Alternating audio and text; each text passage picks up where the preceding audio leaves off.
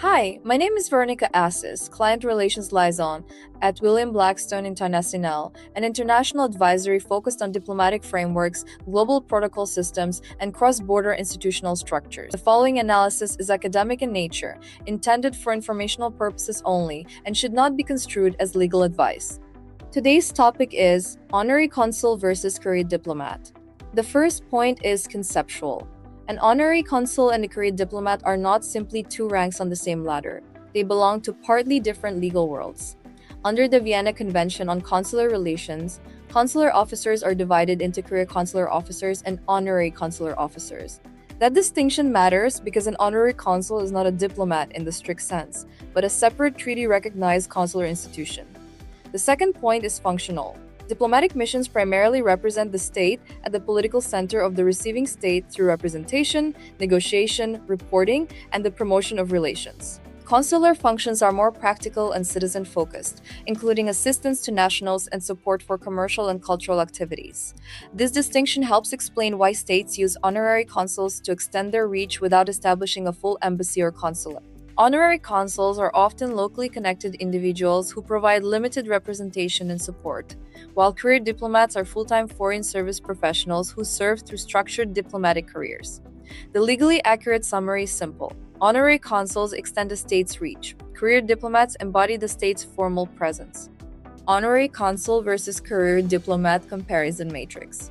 The matrix above synthesizes VCDR articles 1, 4, 7, 9, 10, 29, 31, 39, and 41, VCCR Articles 1, 5, 12, 43, 58, 63, 66, and 68, and current official practice in Canada, Czech Republic, Germany, Switzerland, and the United States. Because no authoritative global registry of honorary consuls exists, the most defensible visual is a documented national distribution rather than a speculative global total. Austria's foreign ministry reported in 2024 that it had nearly 300 honorary consulates in 129 countries, and that approximately half were based outside Europe. A useful way to understand the scale of honorary consul networks is to look at Austria's current public data.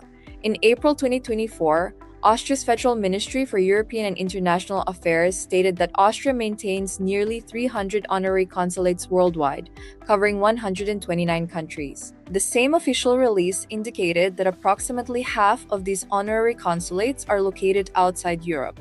On that basis, a reasonable rounded estimate is that about 150 are located in Europe and about 150 are located outside Europe. This illustrates that honorary consuls are not a marginal diplomatic tool. For some states, they form a large supplementary network for consular outreach, local representation, cultural contact, and economic diplomacy. Germany provides another high-confidence comparison point. Current official German information places its honorary consul network at about 350 honorary consuls worldwide. That figure is useful because it shows that Austria is not unusual among European states in maintaining a substantial honorary consul system.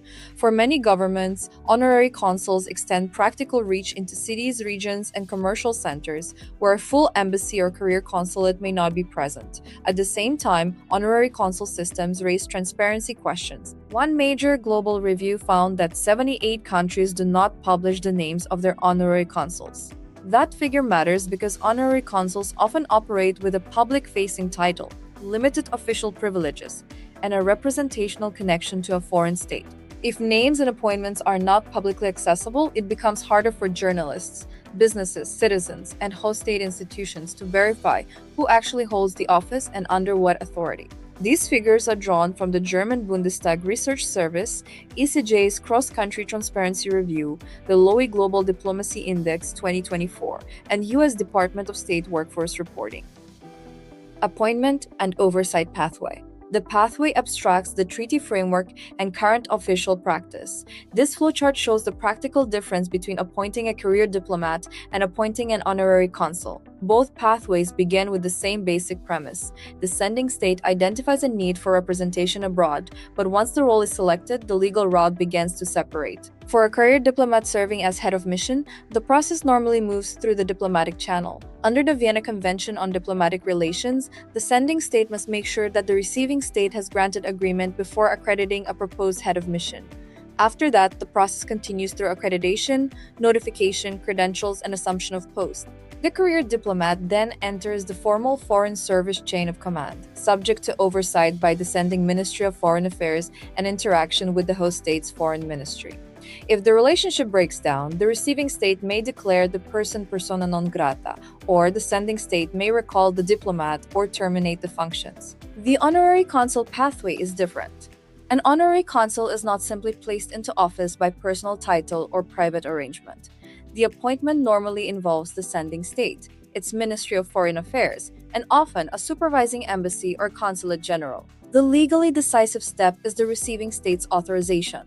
Under the Vienna Convention on Consular Relations, the head of a consular post is admitted to exercise functions through an authorization called an exequatur, and generally may not enter upon duties until that authorization has been granted. Once the exequatur is issued, the honorary consul may begin limited consular functions. Those functions remain consular in nature, not the same as the broader political and diplomatic role of a career diplomat. The honorary consul is typically supervised by the sending state's embassy or consulate general and also operates within the protocol expectations of the host state. If the authorization is withdrawn, if the consul is delisted, or if the appointment ends, the honorary consular role ends as well. So the central lesson is this: both roles involve foreign representation, but they do not move through the same legal gate.